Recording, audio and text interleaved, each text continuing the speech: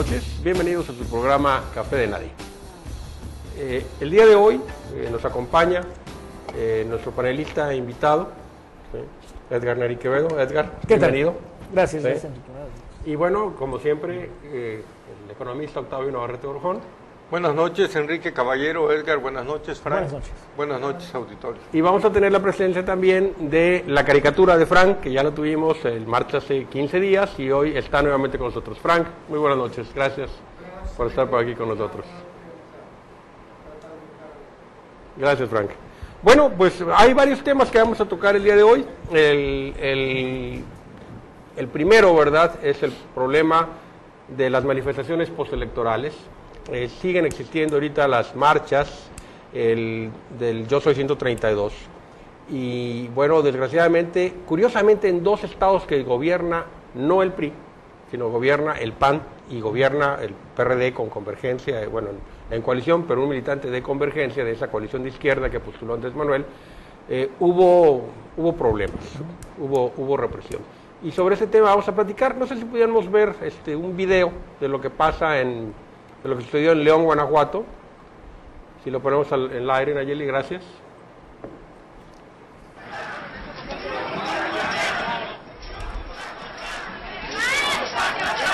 Ahí podemos ver que están manifestándose pacíficamente, van caminando y ahorita vamos a ver cómo actúan algunos de los policías de la Policía Estatal allá en Guanajuato. Esto es en la ciudad de León.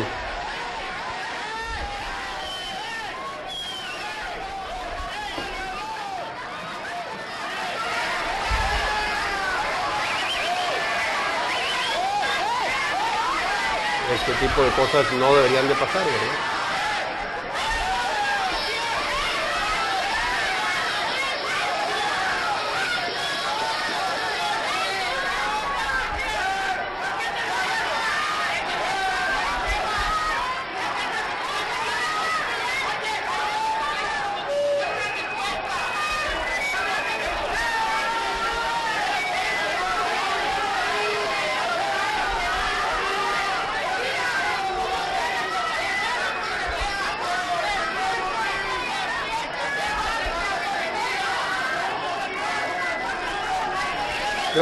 Gracias Nayeli.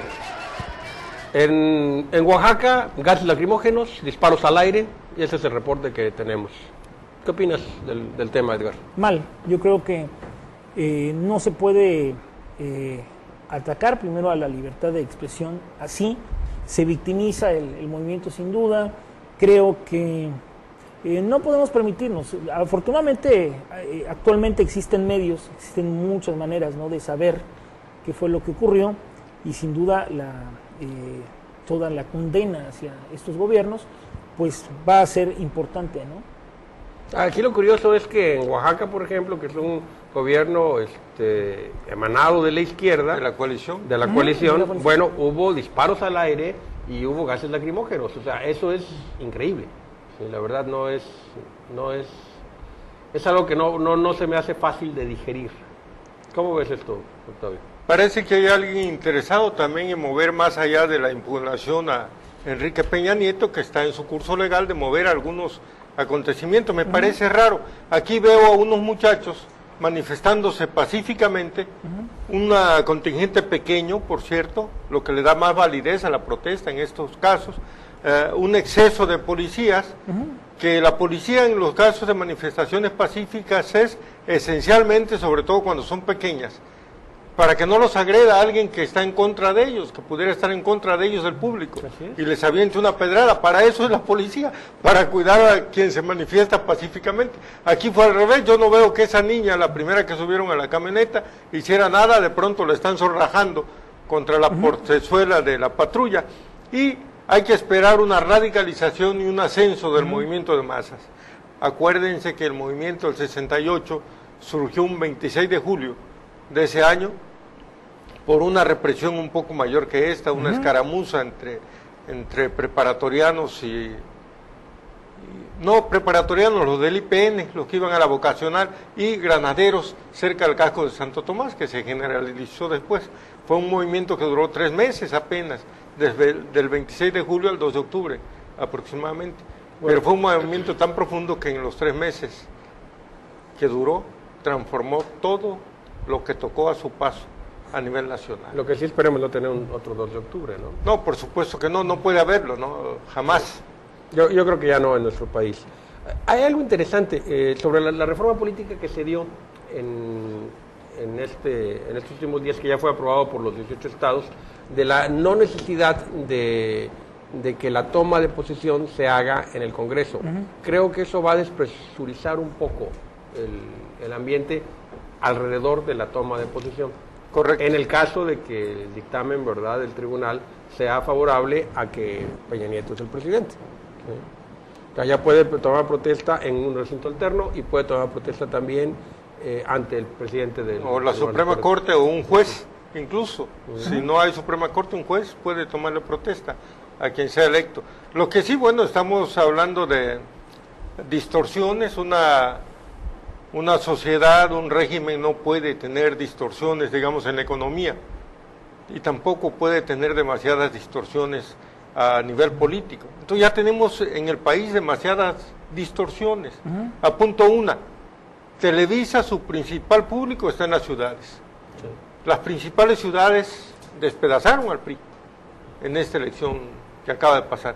Es decir, no cumplió su papel. Esa es una distorsión. ¿Cómo puedes darle 20 diputados, una bancada tan grande a Televisa y a TV Azteca, si no cumplieron su papel? A cambio de eso, los militares se les ha ido menguando su participación. Antes había el sector militar en el PRI, después había cuotas de gobernadores, de diputados, senadores. Hoy no tienen nada, ¿sí? No los usaron. ¿Y qué pasó? Que hay una pugna abierta al interior del ejército por ver quién ocupa con el presidente que sea la Secretaría de la Defensa Nacional. Eso nunca se había visto en el país, es otra distorsión. Entonces, no podemos como país caminar de distorsión en distorsión. Ya decía alguien, hará 1 año y medio, bueno, ¿por qué México no crece? Tiene todo para crecer, tiene reservas, tiene estabilidad, tiene buenas cuentas macroeconómicas. Es la política. Pero estamos teniendo por lo menos crecimiento. Hay un crecimiento, digo, del orden del 3.9 se espera para este año, pero si tú lo comparas con Italia, con Grecia, con España... 2.5, parece. 2.5. Pero en todos los 30 años del neoliberalismo, acuérdate que a finales de López Portillo, en los últimos 2 años, en los 80, fue cuando se inició el programa y en 30 años lleva 2.2 de promedio anual. Si lo comparas con el crecimiento poblacional, es 0 crecimiento económico. Si lo comparas con el periodo de sustitución de importaciones y sobre todo con los 7 u 8 años del desarrollo estabilizador, pues no tiene nada que decir. Crecimiento de 7.5% anual, sin inflación, paridad establecida con el dólar a largo plazo. Hablas de la época de Luis Echeverría para abajo. De Luis Echeverría para abajo. Incluso el gorila Gustavo Díaz Ordaz, para decirlo con todas sus letras. O sea, algo inexplicable, volviendo a los del 132, era por qué en México había despertado un movimiento estudiantil cuando eran estudiantes que no pagaban cuota, porque la universidad era gratuita, que podían utilizar la educación como un canal de movilidad social, entraban como hijos de campesinos y salían como profesionistas liberales, y un crecimiento de la economía familiar por ahí, un aumento de la perspectiva humana, de la perspectiva cultural de los hijos que vinieran después, etcétera, y estaban con un signo de interrogación toda la gente. De esa época, ¿sabes quién me pareció un muy buen presidente? Don Adolfo Ruiz Cortines. Fue el mejor presidente de esa época, sin duda, y el mejor operador político. Engañó a todos los candidatos a la presidencia. En una de esas le dicen, ¿y qué opina del licenciado Casas Alemán? Oaxaqueño como Juárez, abogado como Juárez, chaparrito como Juárez. Todos se fueron con Casas Alemán y el bueno era Adolfo López Mateos, que era secretario del Trabajo. No se lo esperaba, ¿no? Por cierto, le dice ya cuando se iba a Olachea, al presidente del PRI de la oficina de la presidencia, oiga, dice, ¿y qué me cuenta de Adolfo López Mateos? ¿Qué se cuenta de él? Dicen que es protestante. ¿Será cierto? Él era el tapado. También engañó a su amigo Gilberto Flores Muñoz, que era el único que le hablaba de tú y jugaba dominó con él en Los Pinos. También decían que era guatemalteco. Sí. ¿no? Sí, Adolfo López correcto, Mateos. sí. Mi padre llegó a jugar dominó con Ruiz Cortines. Con Adolfo Por Ruiz la Cortines. tradición también de la señora que fue secretaria de Betrave, ¿no? Que venía de allá. Sí. De acuerdo. El hecho es que, ¿qué va a pasar con las los protestos postelectorales? Ya Andrés Manuel ya dijo que él va a ir por la vía legal, Sí. que no va a haber ni bloqueos ni manifestaciones que obstaculicen pues el acontecer diario, ¿verdad?, de nuestra vida, lo cual eso es muy positivo, por lo menos, sobre todo para la Ciudad No de será el México, 2006, ¿no? O sea, por supuesto, digo, claro. otro bloqueo de reforma yo creo que no lo toleraría la ciudad, pero... Bueno, volvieron a votar por él masivamente ahora, pues esa es otra. sí, O claro. sea, haces un fetiche, no lo va a volver a hacer, ya dijo. No, Pero de todas maneras, finalmente se les cae con la votación del DF. Pues, aplastantemente ganó ahí la izquierda.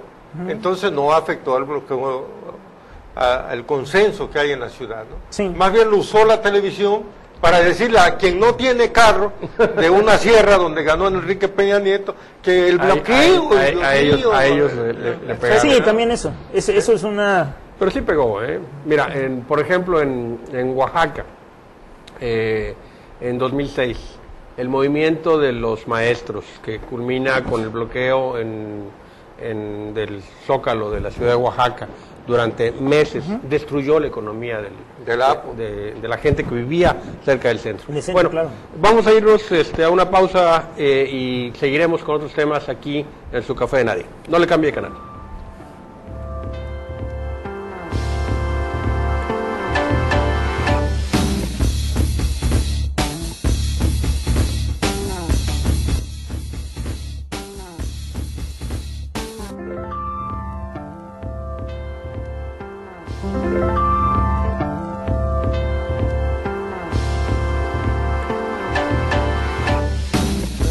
Gracias por seguir con nosotros. Bueno, con lo que platicábamos de la marcha Yo Soy 132, aquí Frank nos hizo el favor de hacer una caricatura que vamos a mostrarles. Platícanos Frank, ahorita que lo tome la cámara. Ahí está la caricatura. Pues el tema es también actualizado sobre lo que estamos escuchando de los panelistas. Es Yo Soy 132 y estamos reflejando ahí la represión que se vio en León y en Oaxaca también a este movimiento estudiantil. Pero ahí debería decir Yo Soy 132, pero ese garrote debería ser 100, pero con S, de sentir 32 cabronazos que se han de haber metido Es los el policías. significado del 100, ¿no? El sentido que se le da. Fíjate que ahí las autoridades deben ser muy cuidadosos de que pues, se conduzcan de una forma Sí, apropiada. sí. Además, Respeto. mira, algo que hay que destacar porque es un ejemplo de civilidad y de solidaridad de los padres con sus hijos. Yo, a diferencia del 68, que los padres llamaban a los hijos para que no se metieran, hoy veo que muchos padres justamente están orgullosos de la actitud que están teniendo sus muchachos Sí. en la universidad. Y algo que pasó en Guanajuato, digamos, que les impusieron 400 pesos de multa Así es. y que se negaron a pagar. Y sus padres se solidarizaron con ellos, no pagaron la multa y duraron 24 horas, al rato empiezan a salir, van a llevar 24 horas de cárcel porque se negaron a pagar una multa. Eso era la actitud correcta, negarse a pagar una multa injusta porque iban en una manifestación pacífica, fueron reprimidos y mejor pasar el día en la cárcel. Y hacerlo todos, claro, hacerlo. Y reivindicarse como un luchador social, ¿no? Creo que estos muchachos hicieron lo correcto, están en lo correcto y qué bueno que no pagaron la multa. Sí, salieron ayer a las 6 de la tarde, salieron estos chicos, 6 muchachos en León que estuvieron detenidos. En Oaxaca nada más hubo algunos gaseados y los disparos al aire, que pues, la verdad eso sí, Sí. es ¿Y imprudente. quiénes los gasearon? Imprudente. No, la policía estatal. Por eso, unos desgraciados. Ah, sí, claro. Los Obviamente. gasearon unos desgraciados. Bueno, si eso es grave, algo que es más grave todavía, yo creo, es el nivel educativo que tienen nuestros profesores. En el examen que hicieron, el examen que fue aplicado por la Secretaría de Educación Pública, resulta que el 90% de los maestros aquí en nuestro estado de Guerrero reprobaron matemáticas y reprobaron español. Después nos quejamos de que hay un porcentaje muy alto de rechazados en la universidad. Pues cómo no, si vienen con esa deficiencia, ¿verdad?, de primaria y secundaria, donde están formados por gente que reprueba sus exámenes. O sea, eso es grave. Y ese es un tema que hemos estado debatiendo incluso en redes sociales con varios amigos sobre qué es lo que hay que hacer al respecto, ¿no? Yo veo aquí, bueno, tenemos el diagnóstico muy claro y creo que es una gran oportunidad, ¿verdad? Qué bueno que se diga, además, qué bueno que se diga. Sí, pues, digo, esto es un hecho, hay que reconocerlo, pero se tiene una oportunidad para hacer algo al respecto. ¿Cómo ves, Edgar? ¿Qué alternativas ves? Yo creo que el nivel de los maestros es muy bajo, pero de eso que pensemos, siempre es más bajo. Yo creo que primero llegas al magisterio casi con resignación. Hoy en día no hay la vocación magisterial, no hay el maestro que estudia para ser maestro, sino normalmente es alguien que no pudo destacar en una profesión y alguien le consigue una plaza de maestro, ¿no? O dicen sus padres, ¿dónde está el hijo? Pues aunque sea el maestro. Sí, o sus padres, su padre fue maestro, con toda la vocación, con todo lo que implica, y decide que pues heredarle la plaza, ¿no? Y entran, te lo juro, sin ningún filtro, entran sin ninguna evaluación, solamente como si se tratara de una herencia que es tal, llegan a hacerse cargo de un grupo, no tienen formación, no tienen ningún recurso pedagógico siquiera para estar frente al grupo, no tienen pues absolutamente elementos, ¿no? Compromiso, siquiera cultura general, vamos, no les pedimos tanto, no les pedimos ya. Ahora, no son todos, ¿eh? No son todos, porque yo bueno, obviamente son maestros que se están preparando, ¿no?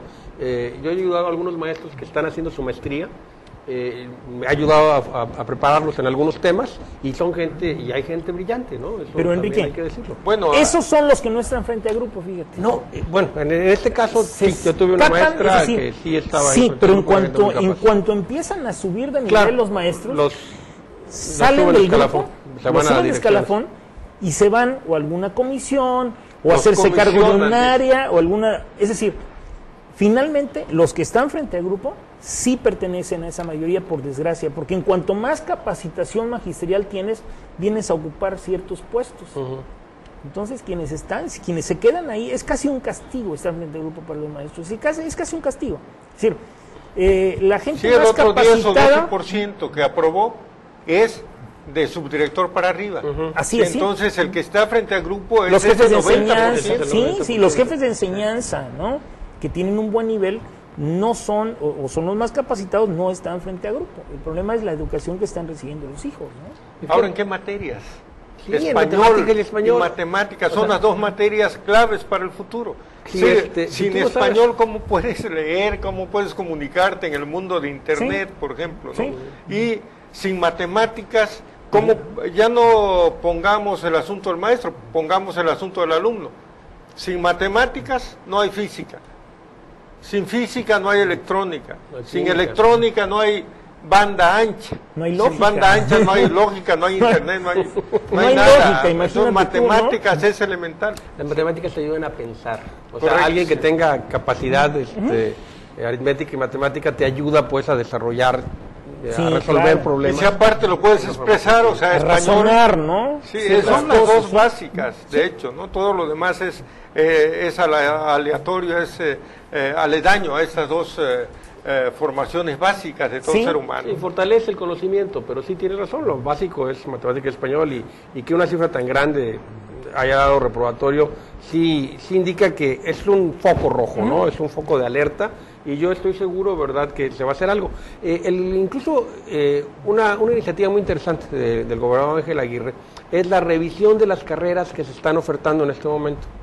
Le pidió precisamente a la Secretaría de Educación que sea una revisión de qué carreras se están ofertando en este momento y qué carreras se necesitan. Porque después también salen médicos, salen abogados, salen contadores y no tienen posibilidad de desarrollo laboral. ¿Sí? Y eso es grave. Sí, el diagnóstico nos puede ayudar a decir, por ejemplo, una conclusión. Al ser tan generalizado, la conclusión primaria, elemental, es que tanto la educación pública normalista como la educación privada normalista están en fracaso total. Porque si fuera el 50%, lo que procedería a ir a investigar, estamos fallando en las normales públicas, o estamos fallando en las normales privadas. Te digo porque ya están a la par los porcentajes a nivel de base de gente que está frente a grupo.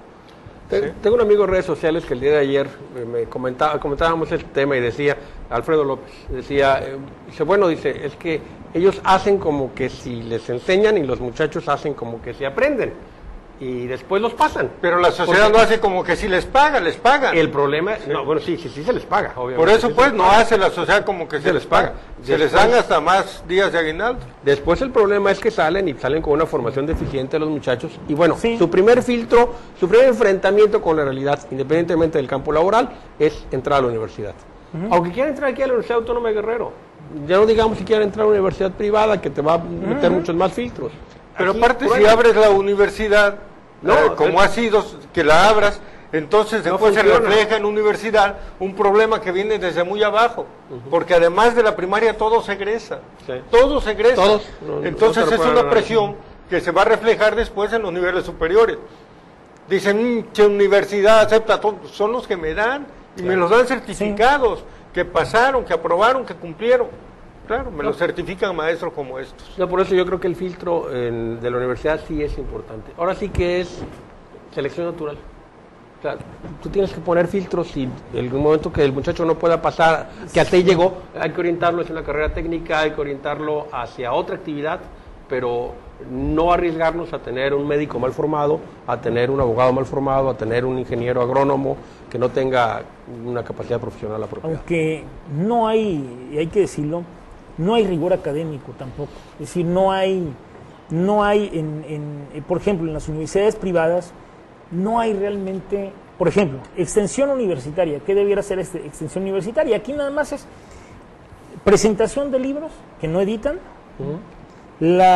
exposiciones de obras que no pintan, no crean dentro de los espacios universitarios. Entonces, ni siquiera en ese punto han cumplido las universidades de Guerrero. O sea, ni siquiera en algo tan simple como es la extensión universitaria. Ahora, los alumnos que emergen, pues los vemos, ¿no? En las tiendas, en los almacenes, trabajando y todo, porque también, y te lo digo, en el plano profesional yo he tenido la necesidad de emplear egresados de las universidades, y la verdad es que es el nivel, es decir, los argumentos con que los avientan a la vida laboral son muy pobres, ¿no? Sí, lamentable realmente. Sí. Pero bueno, y no es un problema de presupuesto, ¿No? Porque el presupuesto que se destina a educación es comparable al que se destina en otros países. El asunto es hacia dónde se va ese presupuesto. Y yo creo también hay que decirlo, hay mucho dinero que se va de ese presupuesto que se va al sindicato.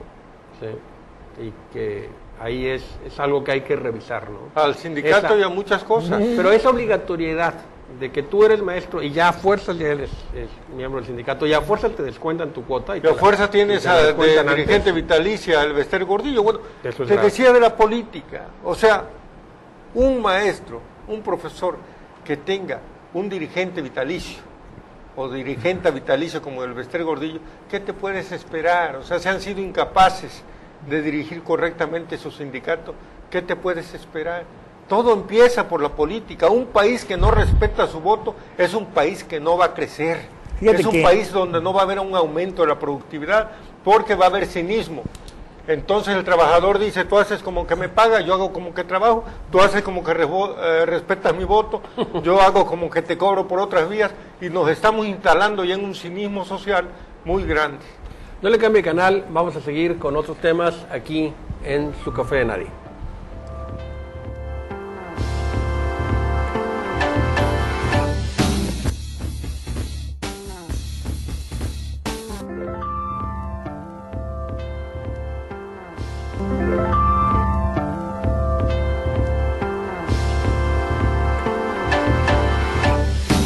Gracias por seguir con nosotros.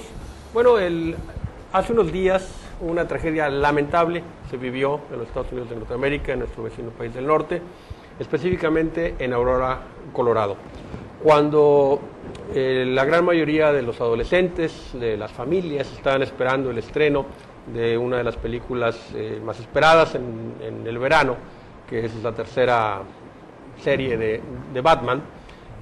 Resulta que alguien disfrazado, ¿verdad?, del archienemigo de esa película de Batman, llegó y acribilló. Murieron 12 personas, acribilló al público, murieron 12 personas, hay como 38 heridos. Y un hombre, James Holmes, de 20 y tantos años, estudiante, haciendo ya su doctorado en neurobiología, y mata a sangre fría, ¿verdad?, a una cantidad de gente así. ¿Por qué es esto, no? Es donde tenemos que reflexionar qué es lo que está haciendo bien o qué es lo que está haciendo mal el gobierno norteamericano en cuanto a su control de armas. Curiosamente, había un congresista republicano, no recuerdo el nombre ahorita, en este momento se me escapa, que declaró en esa oportunidad, dice, si hubiera habido alguien armado en el cine, aparte de él, lo hubiera podido haber detenido, ¿no?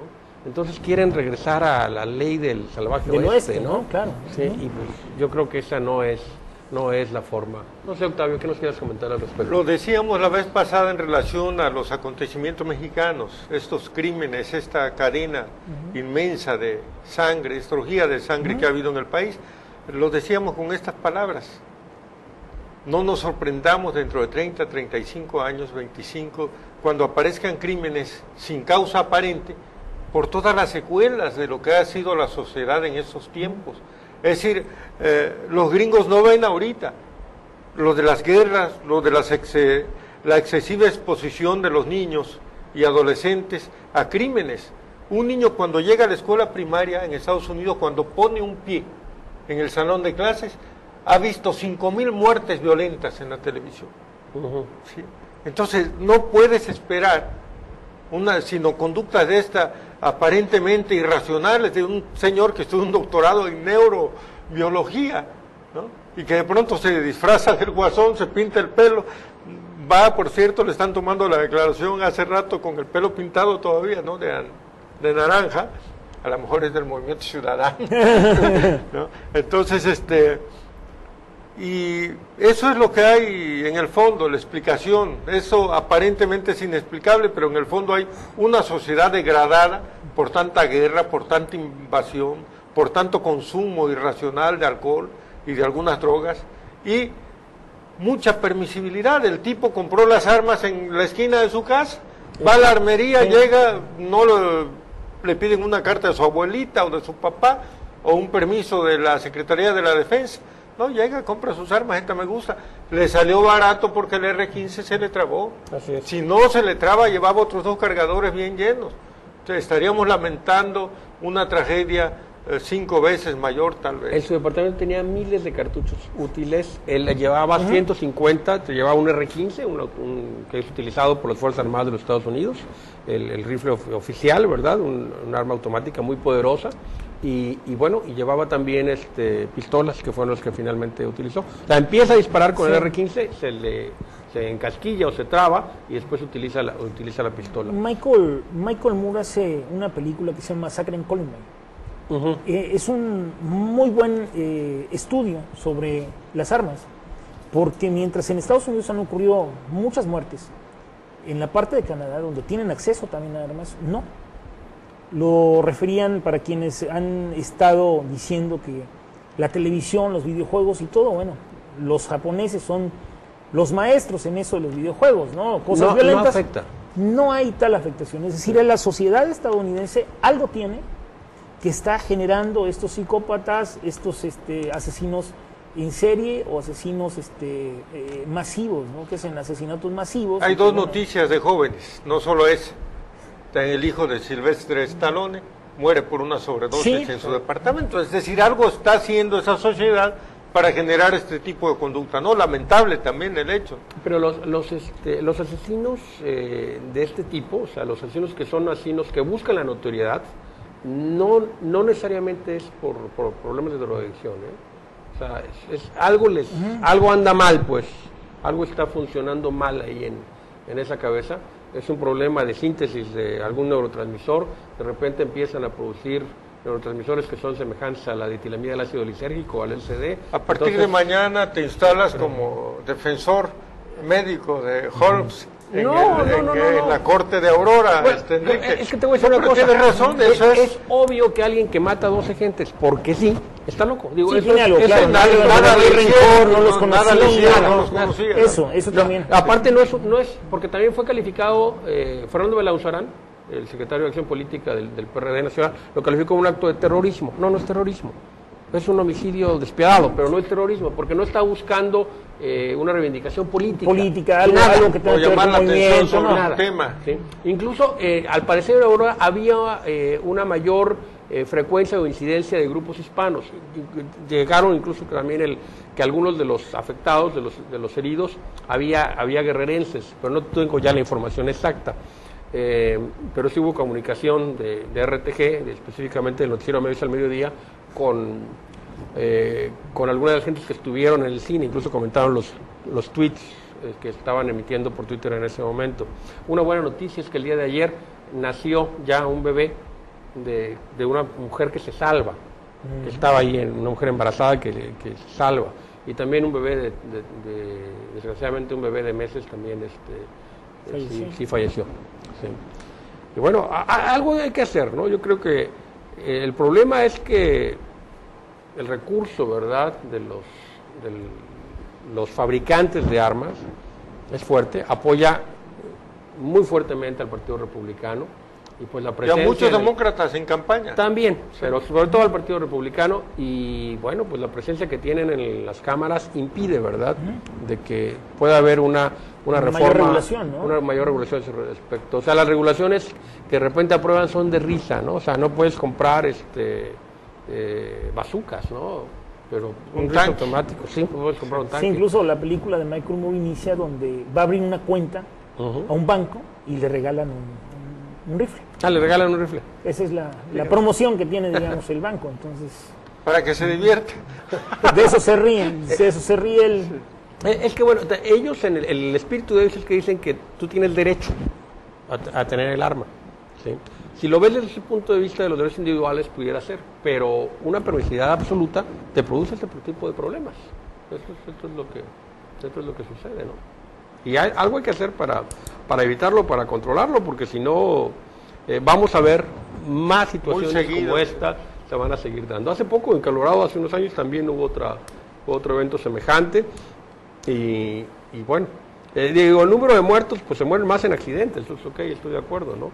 Pero yo pienso que las desgracias, cuando son desgracias evitables, son las desgracias que más nos deben de... Porque hay desgracias que son inevitables, ¿no? Y bueno, ok. Sí, no puedes prohibir el automóvil, ¿no? 15 indocumentados murieron ayer. Ayer, sí, cierto. Son más que los...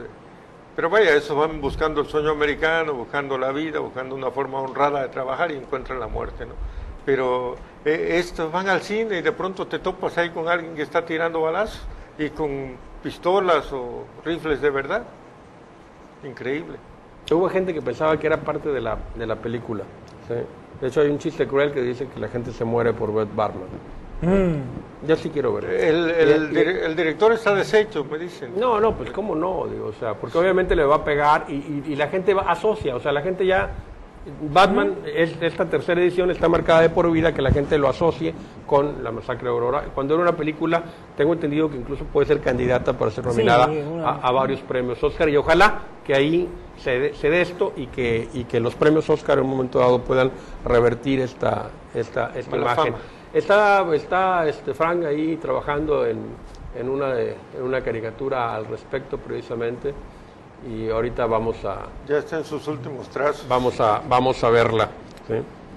Entonces hay que regular, y ya que no nos pasen armas para acá, ya hay suficientes, ya que no vengan que hagan otra Rápido y Furioso. Bueno, en San Jerónimo, en mi tierra, hubo un asesino serial también, un que asesino venía de serial, Estados Unidos. Que venía de Estados Unidos, que le quitó al policía un AR-15. Un fusil, Un exactamente. AR-15, el mismo que utiliza el muchacho. Sí, se lo El quita. AR-15 se hizo famoso en Vietnam.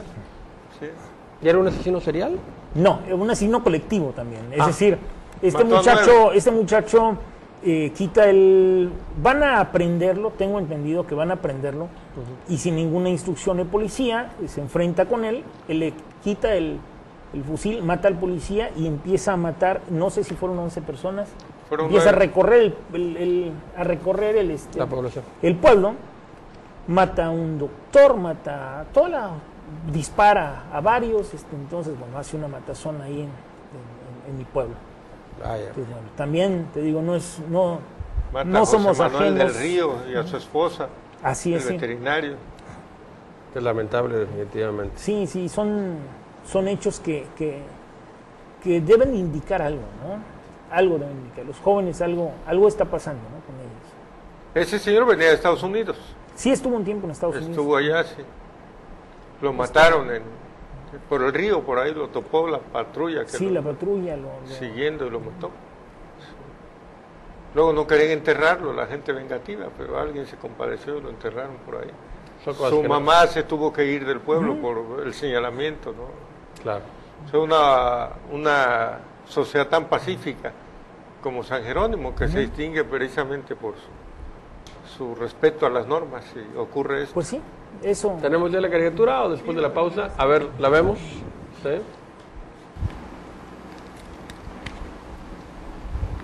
Ahí pueden verla. ¿Qué dice arriba? Es Made in USA. Es Estados Unidos. Estados y ahí Unidos está reflejando pues la problemática del armamentismo, además de la violencia, ¿no?, que también se genera en este tipo de películas, pues propicia esta situación allá en Y el este cargador país o vecino. magazine que le llaman es una tira de televisión, de cine. De cine, claro, sí, de sí, cine. sí. De- La película. una película de cine. Pues esa es la caricatura de Frank. Gracias, Frank. No le cambie de canal. Seguimos aquí en Su Café de Nadie.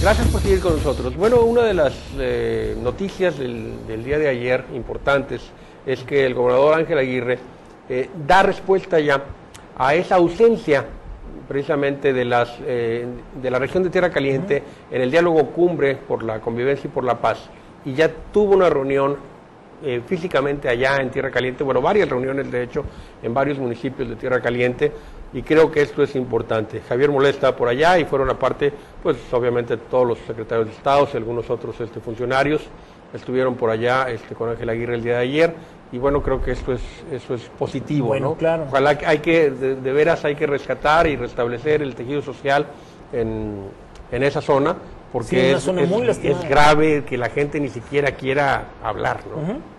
Sí, una zona muy, muy lastimada realmente. Qué bueno. No, sobre todo la inmediatez, o sea, eso a mí me llama la Sí. atención, que no se espera a los 3 meses para hacer el plan, no, acude de inmediato, ¿no? Y Él de eso, hecho pues, recibió eso como una muletilla, como un golpe muy severo, porque dice, bueno, lamento mucho, dijo al final de su discurso, lamento mucho, lo dijo 2 veces, que en Tierra Caliente nadie haya querido alzar la voz frente a esta situación, una de las zonas más castigadas por la violencia homicida esta que se ha vivido últimamente. Entonces, una parte de ese compromiso pues, se cumplió el día de ayer cuando fue con todo su gabinete, y así hay que hacer las cosas. Entonces la gente pues, tiene que responder ante la presencia del gobernador y de la fuerza pública, tiene que animarse, y esto es cosa de empezar a hablar, de empezar a reunirse, y es muy fácil quitarle el espacio a la delincuencia cuando la gente se anima a participar. Eso es lo que se requiere. Y qué bueno, qué bueno. Habla bien de Ángel Aguirre el hecho de que haya ido y que haya ido de inmediato, ¿no? Sí. Sí. Bueno, hay muchas cosas que suceden aquí, específicamente en nuestro Acapulco, ¿no? Uno de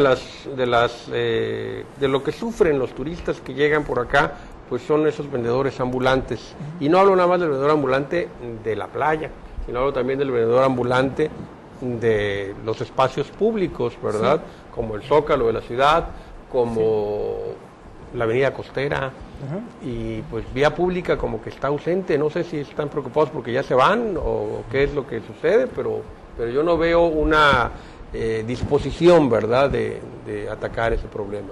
Sí, no hay tal, no hay tal. Yo creo que en este periodo municipal es cuando se ha acentuado más. Ya estaban limpias las calles, de hecho ya no totalmente, pero sí había cierta fluidez, ¿no?, en ciertos lugares, Y bueno, el ambulantaje ha recuperado esos espacios, ¿no? Los ha recuperado y bueno, hoy en día, digo, solamente pensemos en cuántas mujeres conductoras están expuestas al hostigamiento de los limpiadores de parabrisas, ¿no?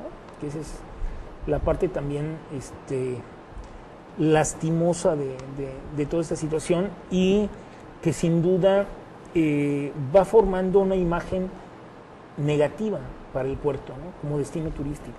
Ahora, la gente también hay que ver el otro lado, ¿no? La gente tiene hambre y tiene que buscar algún tipo de actividad, ¿verdad? Cómo poder salir adelante, ¿no? Esa es la contraparte, ¿no? Pero sí hay que tener algún tipo de regulación. Una de las cosas que yo platicaba durante la campaña política pasada, en la presidencia municipal, llegué a platicar con agrupaciones de ambulantes. Y ellos me decían, si nosotros queremos tener un padrón, tener un uniforme, y que nos limiten a una área, pero que impidan que en épocas vacacionales, ¿verdad?, Semana Santa o diciembre, lleguen los vendedores ambulantes de otras zonas. Porque, o sea, llegan vendedores ambulantes de la montaña. No, pero además llegan turistas como vendedores ambulantes, o como payasos, o como vagabundos, o como lo que sea. Sí. De la Ciudad de México. Sí, correcto. De la Ciudad de México, también de la montaña. Se trae su payaso, va todo el vecindario y se trae al payaso. Sí.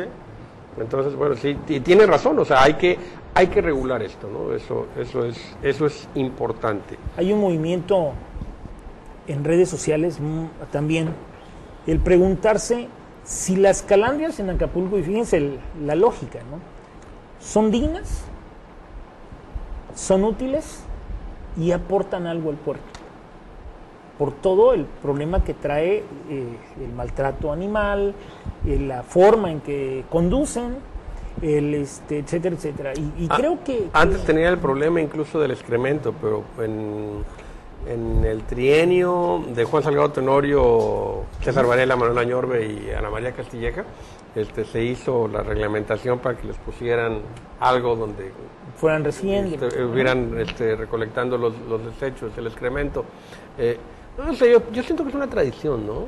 Pero debieran pedir que fueran, cuando menos, embellecerla, ¿no? Pero una tradición, cuando se conserva, debe tener el respeto de la gente. Las calandrias, lamentablemente, no lo tienen. No hay que demeritar el esfuerzo del que conduce al animal, al equipo, pues, de tracción del animal, ¿no? Pero yo siento que no es tal tradición. O sea, ha demeritado mucho. En todo caso, cuando era costera vieja o digamos, circunscrito algunos espacios muy específicos de la costera, pero así como están ahora, ¿cuál tradición? Van estorbando, arriesgando a que el animal le pegue un conductor, el animal va muy nervioso, pisando un pavimento muy fuerte, o sea, el caballo no debe pisar un cemento, ese es cruel, sus tobillos son muy delgados, entonces yo siento que deberían quitarlo o circunscribirlo a algunas áreas, digamos, de la costera vieja o de algunos hoteles ahí en recorridos muy cortos. No una persona que va arriba y enfadándose porque ya la rebasó el colectivo, porque el otro va pitando, porque no se puede circular. Te voy a decir que una experiencia que yo viví por ejemplo, en Ensenada, Baja California. En Ensenada, Baja California tenían no calandrias, sino carretas completas, donde te recogían en diferentes puntos y te llevaban a un restaurante. O sea, era parte del servicio de traslado hacia el restaurante. A lo mejor implementar este tipo de cosas, claro, sí, pudiera ser positivo y las mantienes la fuente de trabajo, sí, y bueno, lo que también hay que cuidar, ¿verdad?, que los animales sean bien tratados, ¿no? Sobre las efemérides del día de hoy, 24 de julio, pero de 1802, estaba naciendo Alejandro Dumas padre.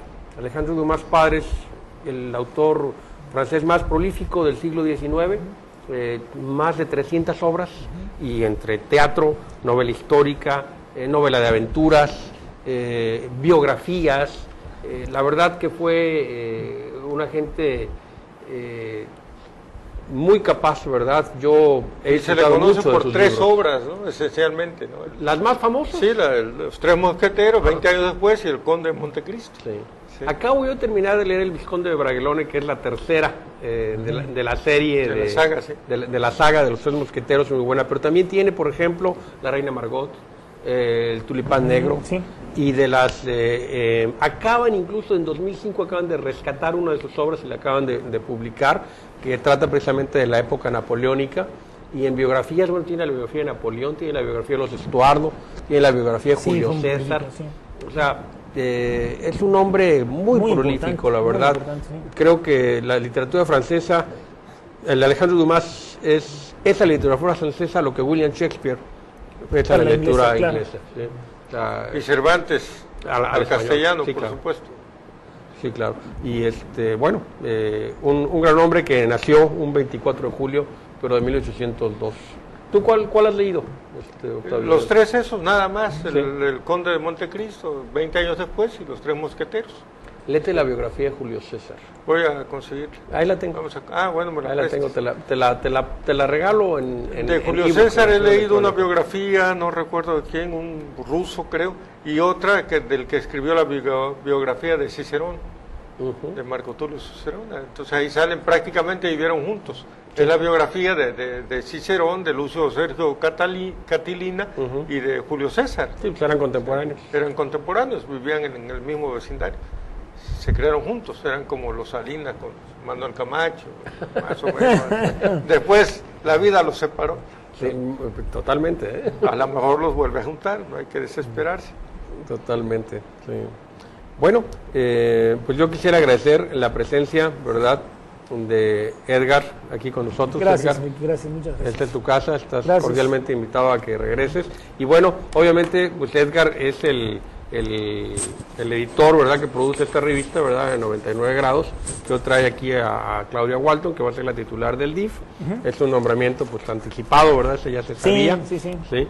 Y bueno, en esta revista 99 grados también escribe Octavio Navarrete y escribe un servidor. Así es, Entonces, sí. están ustedes invitados a leerla. Muchas gracias por estar aquí Por con favor, nosotros. muchas gracias, muchas Edgar. gracias. Y pues agradecemos la presencia de Frank, nuestro caricaturista estrella, que nos obsequió hoy 2 buenas caricaturas. Frank, muchas gracias por estar con nosotros. Gracias. Y Octavio. Sí, yo quiero mandar aprovechando un saludo a Enrique Dorantes, que nunca se pierde este programa, al señor Bracamontes, que es obrero, que tampoco se lo pierde, y a Pedro Naún Soriano Ramírez, que te escribió esto en lo que subí al autobús. Cometí el error de llevarme esta ropa que tengo en RTG para cambiarme, se ensució y me la llevé a lavar y todo el mundo me reconoció. Entonces este señor iba subiendo al autobús y te escribió esto. Esto es para ti. Bueno, es gracias. el señor, nada más voy a decir su nombre, Pedro Naún Soriano Ramírez, que vive en fraccionamiento del Marqués, de la Colosio, y da sus teléfonos. Pero se ve que ve mucho el programa, que no se lo pierde. Pues Yo no me muchísimas vuelvo a gracias. poner esta camisa fuera del programa. Sí, por A lo supuesto. mejor hasta novia consigues. Sí, no, pues ya. Pues gracias aquí a Pedro Raúl que nos ve y pues estaremos en contacto. Gracias por haber estado con nosotros, sobre todo ustedes que nos ve ahí en su casa, y el próximo martes aquí estaremos en Su Café de Nadie.